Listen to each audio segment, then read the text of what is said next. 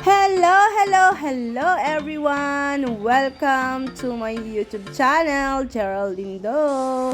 And maligayang araw, oras, at sana ay nasa mabuting kalagayan po kayong lahat.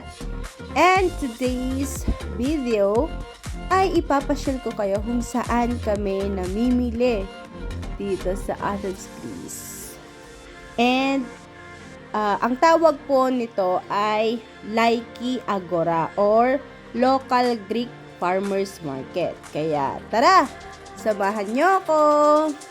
Pero syempre, ang gamit ko po ay GoPro 9 at nakasakay ako ngayon sa aking scooter. Kaya ganito po kagalaw ang aking video. So, hope mag-e-enjoy kayo sa panonood sa aking very simple video tour with you guys. And shout out po sa lahat ng aking mga members, sa aking mga kaibigan all over the world. Shout out po sa inyong lahat. Yes, I love you all. And namimiss ko na kayo. Sana ay lagi kayong nasa mabuting kalagayan. So, let's go to Laiki Agora or Local Greek Farmers Market. Narito na po. Greece is famous for its fresh fruit and vegetables, and whether you live here or are just visiting, it is well worth your time and pocket, of course, to visit a market in your area. The farmers markets, or as it is locally known, Laiki Agora, which literally means the people's market. These markets are very common all over Greece, including Athens and its suburbs. Laiki markets happen weekly in most neighborhoods and sell mostly fruits, vegetables, fish, flowers, and plants, as well as some household items and prepared foods. The Laiki Agora is considered an important social custom and tradition throughout Greece. The products sold in the people's market are typically those comprising a Mediterranean diet, known for its healthy qualities and are key ingredients in Greek cuisine.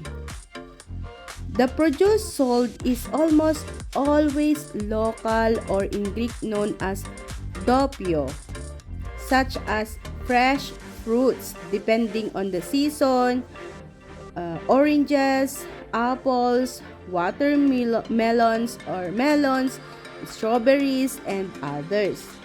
Vegetables and leaf vegetables like cucumbers, tomatoes, onions, potatoes, broccoli, carrots, and lettuce. Chicken, eggs from suburban farms, and fish.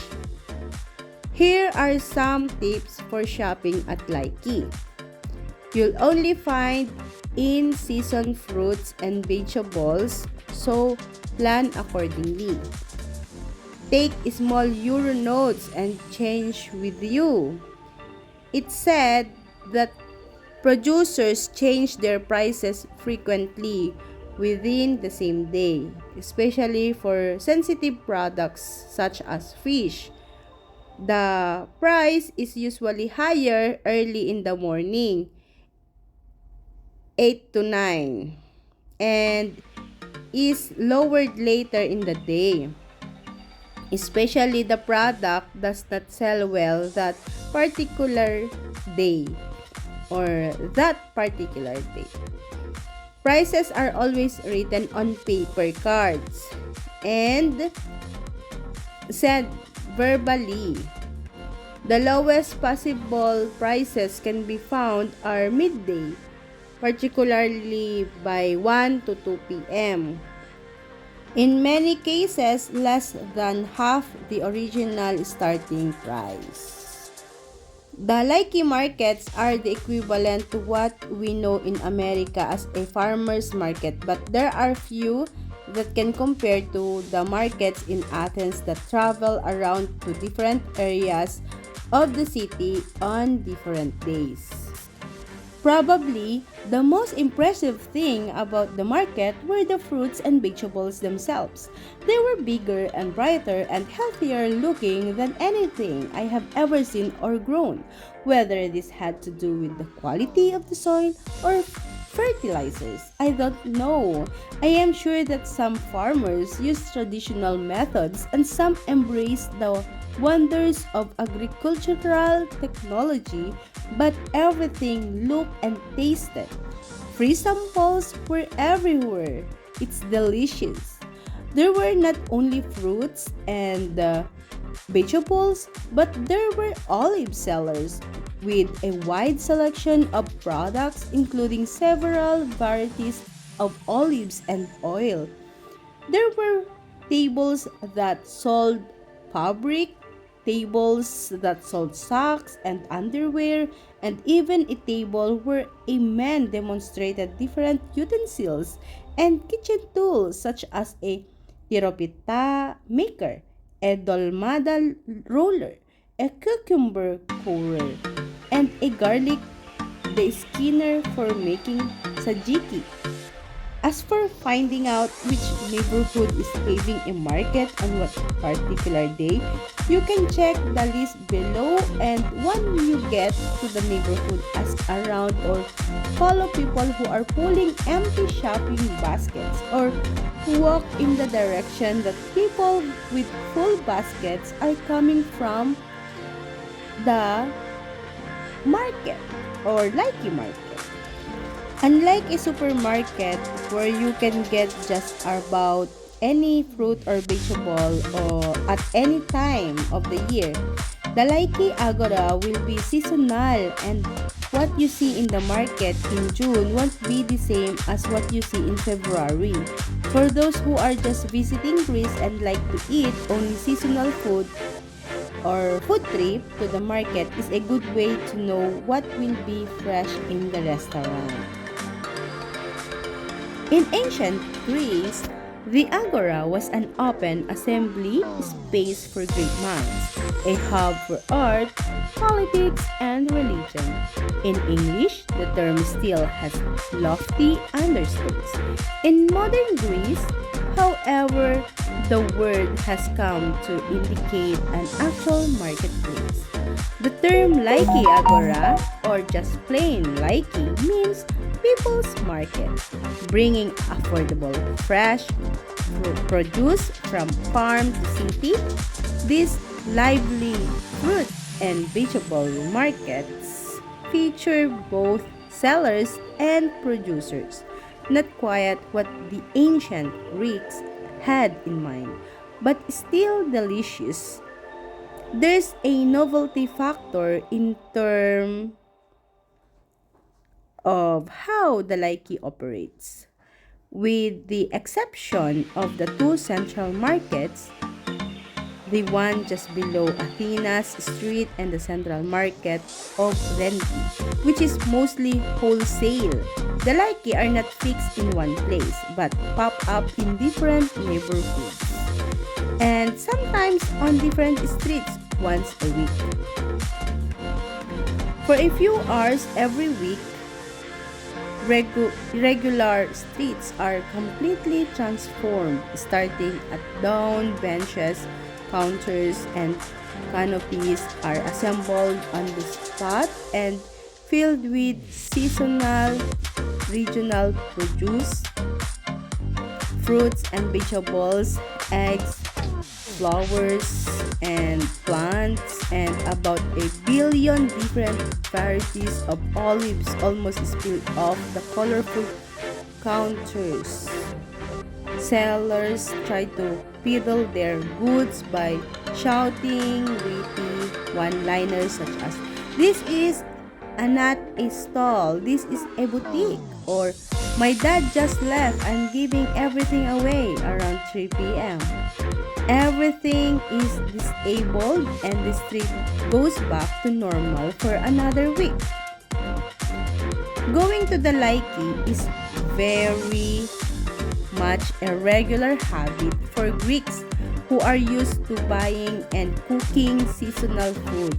In Athens and Piraeus alone, there are currently about 195 different Laiki markets.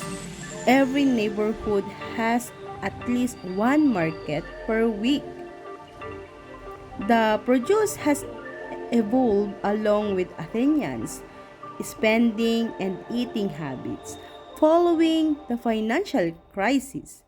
The occasional outliers selling strange cut price stuff, everything from Chinese underwear with obscure slogans to bizarre kitchen gadgets have multiplied as consumers are looking for cheap deals anywhere.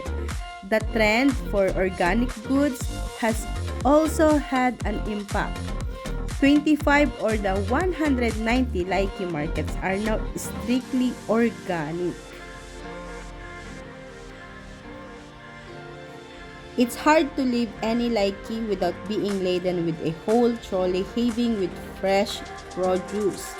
Be sure to try these seasonal delights. In autumn, fresh pistachios, grapes, figs, winter chestnuts, pomegranates, quince, in spring, vine leaves, fresh peas, and broad beans in the pod, and artichokes, loquats, wild asparagus. In summer, radishes, cherries, okra, melons, watermelons, and peaches. Laiki is a very busy, extremely lively, and colorful place. If you go every week, you will start recognizing the sellers and you will exchange your hellos. They are shouting all the time, singing out loud, touting their merchandise without losing their concentration at all, talking about multitaskers. They usually tease each other or the customers with witty jokes. Bright colors, smells, sounds, and smiles. In Laiki, Greeks not only shop but also socialize. Usually, there will be a street musician on even a group of musicians around or googlers and other performers. Sometimes there are also the occasional food trucks that sell souvlaki or hot dogs in case you get hungry. And after you shop all your fresh veggies, you can always book a food tour, actual or visual, to make the best of your purchases. Happy Laiki hunting, everyone! So that is our Laiki or People's Market or Agora in Greek, and hope you enjoyed to our simple tour here in Athens, Greece. So, thank you for watching. See you next